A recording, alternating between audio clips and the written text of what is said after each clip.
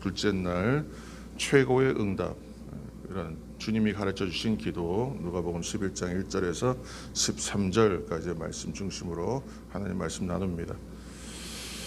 둘째 날입니다. 날마다 특별한 새날을 하나님께서 우리에게 주신다 그랬습니다. 새 날과 새 해를 우리에게 주시는 것은 새롭게 주시는 것이다. 새로워지라 말씀하시는 은혜가 있다는 것입니다.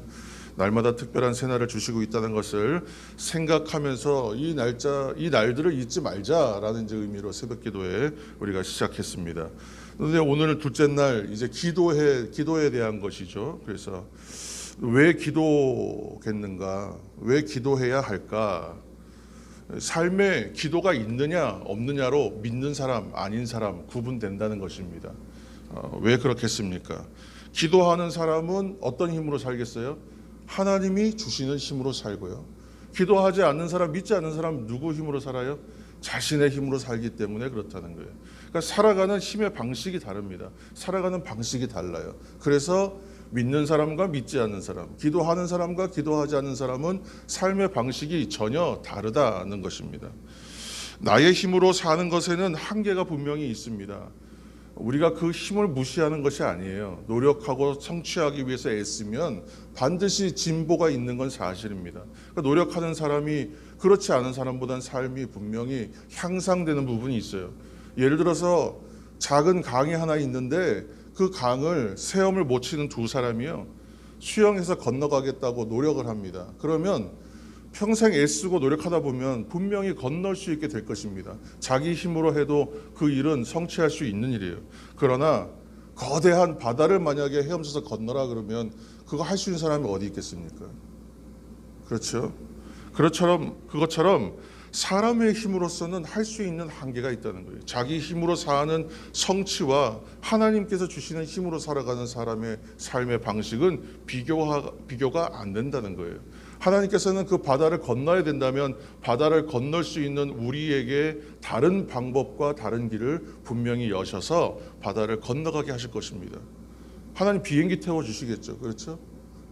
그래서 우리에게 하나님께서 이 바다를 건널 수 있는 다른 방법이 있다는 것을 분명히 보여주실 것입니다. 그래서 기도하는 한 사람이 한 민족보다 강하다, 우리가 이 말 잘 알지 않습니까? 그것처럼 그런 말이 나올 수 있는 것입니다. 오직 하나님이 하신다. 하나님이 하십니다. 하나님 한 분 바라보고 의지하는 새날과 새해가 되기를 예수님의 이름으로 축원합니다. 예수님께서 오늘 이 말씀 가운데 기도 가르쳐 주셨는데, 마태복음에는 주의 기도 전문이 나와 있는 것이고, 이 누가복음에 나와 있는 주기도는 어떻게 보면 약간 좀 요약된 것 같이 이렇게 되어 있습니다. 그렇죠? 그래서 오늘 누가복음에 있는 말씀을 통해서 우리가 기도에 대한 것들을 함께 잠깐 나눌 텐데요. 예수님께서 가르쳐 주신 기도를 통해서 우리에게 주시는 은혜를 살피시게 되기를 축원합니다. 11장 우리 1절 말씀 한번 읽겠습니다. 11장 1절. 예수께서 한 곳에서 기도하시고 마치심에 제자 중 하나가 여짜오되 주여 요한이 자기 제자들에게 기도를 가르친 것과 같이 우리에게도 가르쳐 주옵소서. 아멘. 왜 가르쳐 달라, 가르쳐 주십시오 하는 표현이 참 좋은 표현입니다. 무엇이든 잘하기 위해서는요, 잘 알고 잘한다, 잘 산다, 그러기 위해서는 배워야 되는 것이죠. 특히나 그 분야의 전문가 또는 그 분야의 대가에게 배워야 합니다. 완전히 그것에 대해서 이해하고 제대로 아는 사람에게 배워야 되는 것도 마찬가지입니다. 기도도 마찬가지라는 거예요. 최고의 분께 배우라는 거예요. 누가 가르쳐 주신다고요? 예수님이 가르쳐 주신 기도입니다. 예수님께 우리가 기도를 배워야 되지 않겠습니까? 요한일서 5장 14절 말씀에 이런 말씀이 있습니다.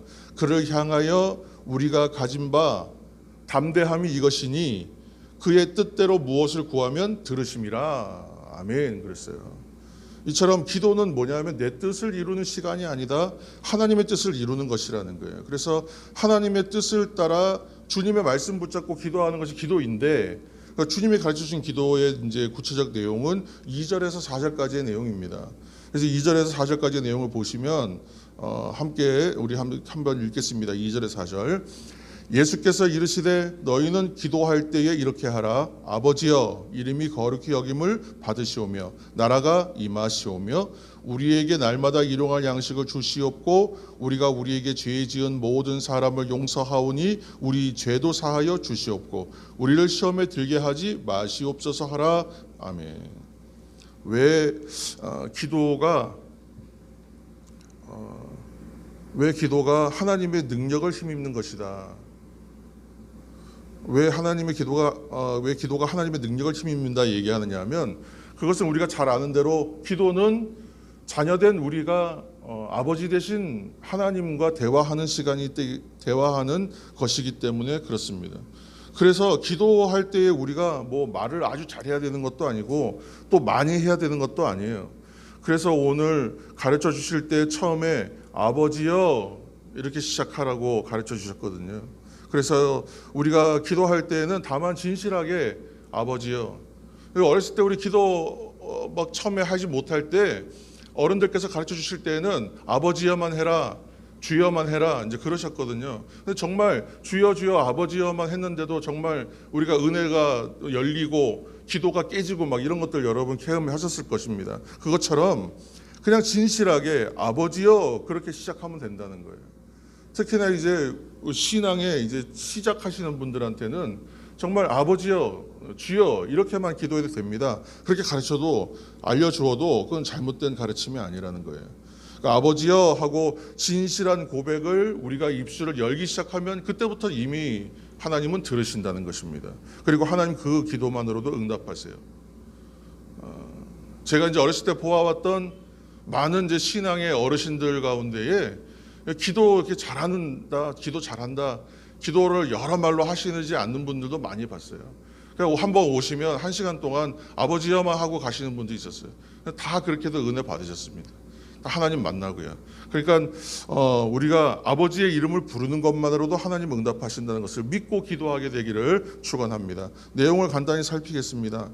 주기도는 분해하면 그렇습니다. 오늘 이제 누가복음의 말씀을 통해서 우리가 분해해 보면 하나님을 향한 기도와 나 자신을 위한 기도 이렇게 크게 두 개로 나눌 수가 있어요.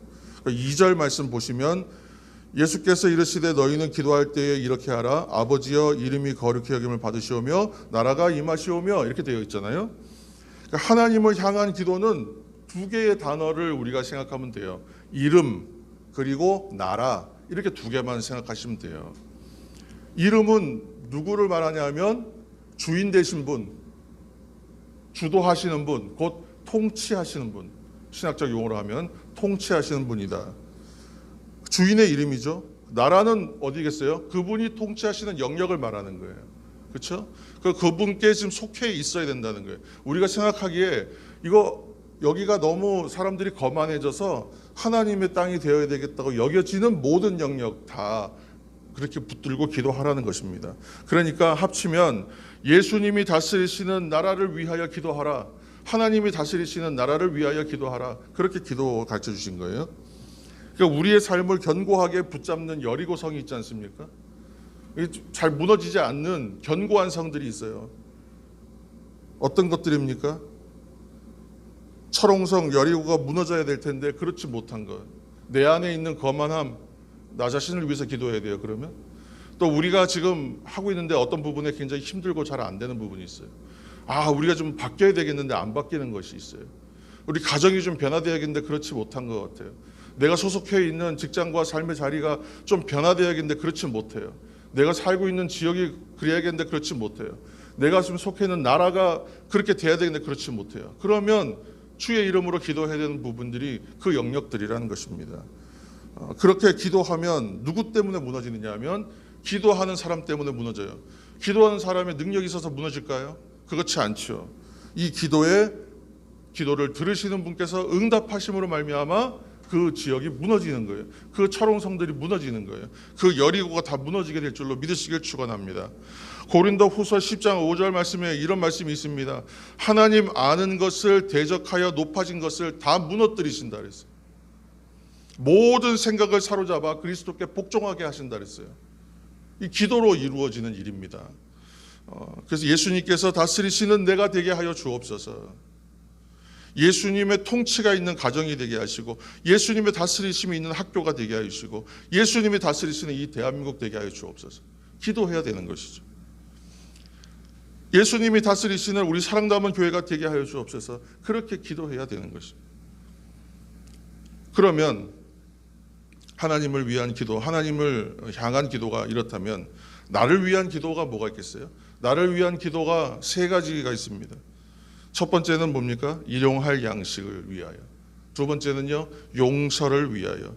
세 번째는요, 시험을 이김을 위하여. 이렇게 세 번 기도하는 거예요. 세 가지입니다.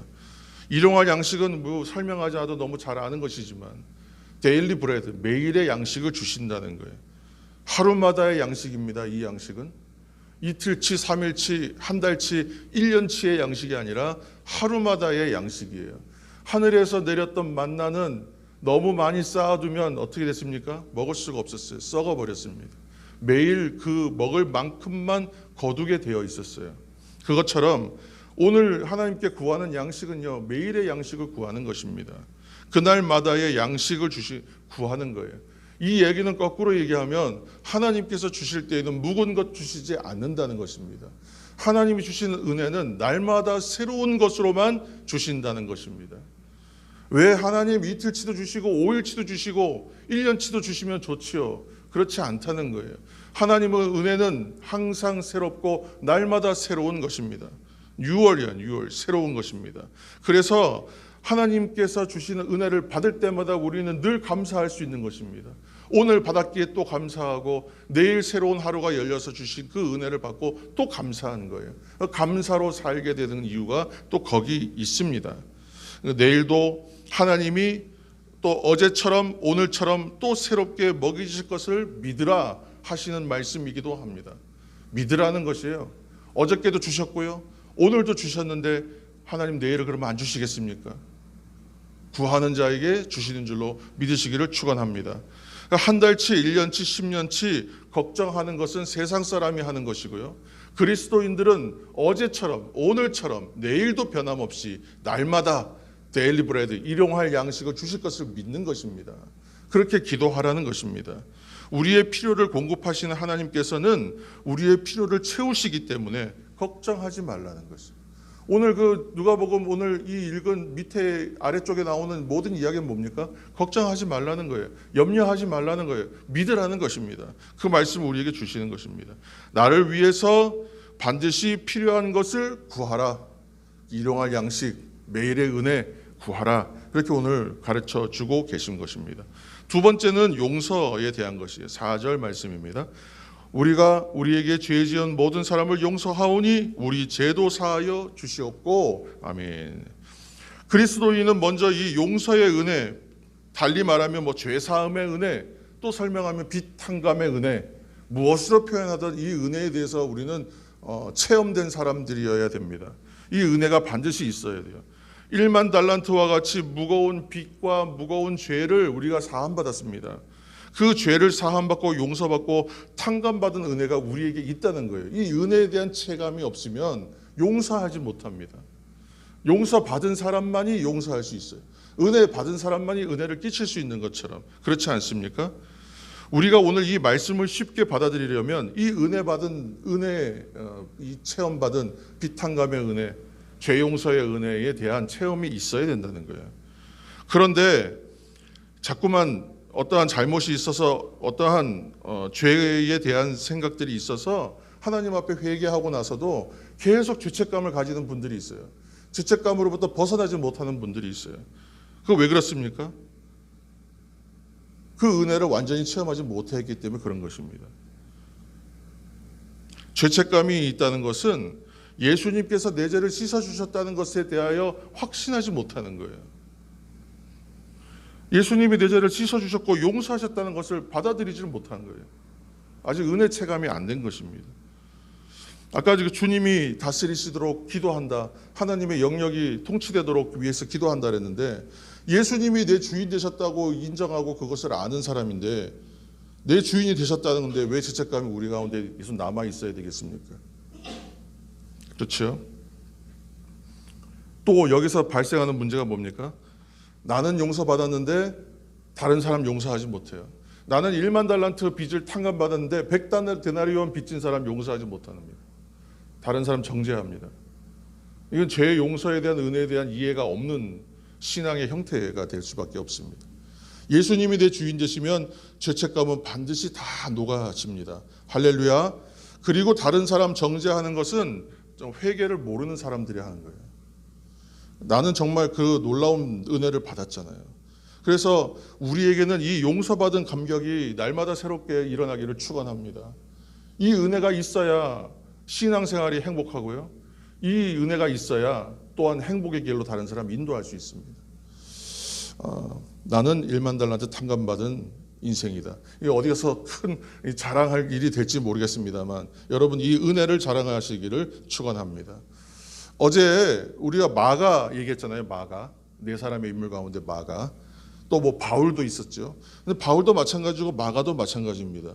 다 용서받고 회복된 사람들이었잖아요. 그렇죠? 그 사람들이 교회의 일에 주의 일에 쓰임 받고 교회의 일꾼 되지 않았습니까? 그래서 이 죄 사함의 은혜는요, 이 구원의 은혜는요, 하나님께서 창조하신 은혜와 같은 거예요.